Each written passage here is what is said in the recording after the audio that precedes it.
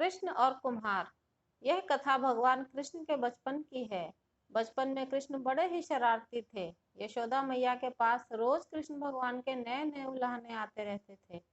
इन्हीं उल्लाहनों से तंग आकर एक दिन यशोदा मैया छड़ी लेकर कृष्ण भगवान के पीछे दौड़ी और मैया से भागते भागते गोविंद एक कुम्हार के घर में घुस गए। उस वक्त कुम्हार अपने काम में व्यस्त था, पर जब कुम्हार की नजर भगवान पर पड़ी तब वह बड़ा ही प्रसन्न हो उठा। कृष्ण बोले, कुम्हार जी, मेरी मैया बहुत क्रोधित है और छड़ी लेकर मुझे खोज रही है। कुछ समय के लिए मुझे कहीं छुपा लीजिए। कुम्हार भगवान श्री कृष्ण के अवतार स्वरूप से अवगत था। उसने तुरंत कृष्ण को एक बड़े से मिट्टी के घड़े के नीचे छुपा दिया। कुछ समय पश्चात जब यशोदा मैया ने वहां आकर पूछा, क्यों रे कुम्हार, क्या तूने मेरे कान्हा को देखा है? तो कुम्हार ने जवाब दिया, नहीं मैया, मैंने नहीं देखा। कुम्हार और यशोदा मैया के बीच हो रहे बात भगवान श्री कृष्ण गौर से सुन रहे थे। जब माता यशोदा वहां से चली गई तब कान्हा बोले, कुम्हार जी, अगर मेरी माता चली गई हो तो मुझे इस घड़े से बाहर निकालिए। कुम्हार बोला, ऐसे नहीं प्रभु, पहले आपको मुझे वचन देना होगा कि आप मुझे 84 लाख योनियों के बंधन से मुक्त कर देंगे। कुम्हार की बात सुनकर कान्हा मुस्कुराए और बोले, ठीक है, मैं वचन देता हूँ कि मैं तुम्हें 84 लाख योनियों के बंधन से मुक्ति दे दूंगा। अब तो मुझे बाहर निकालो।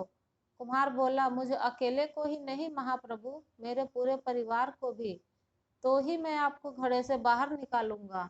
इस पर कृष्ण बोले, ठीक है भैया, मैं उन्हें भी 84 लाख योनियों के बंधन से मुक्त करने का वचन देता हूँ।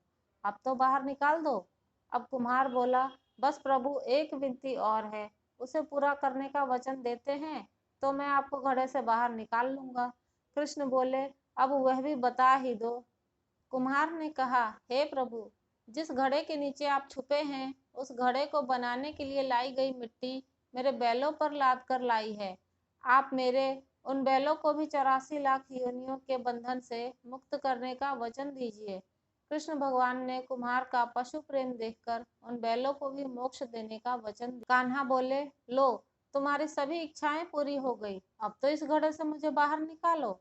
इस बार कुम्हार बोला, अभी नहीं भगवान, बस एक अंतिम इच्छा शेष रह गई है, और वह यह है कि जो भी जीव हम दोनों के बीच हुए इस संवाद को सुन रहा है उसे भी आप इस जन्म और मृत्यु के चक्र से मुक्त कर दें। बस एक वचन और दे दीजिए, तभी मैं आपको इस घड़े से बाहर निकालूंगा।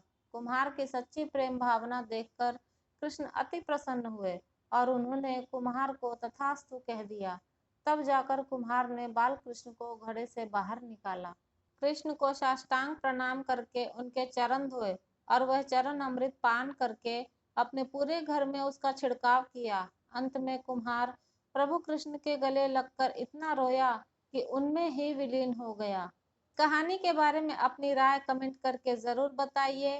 वीडियो पसंद आई हो तो लाइक और शेयर जरूर करें और चैनल पर नए हैं तो सब्सक्राइब अवश्य करें।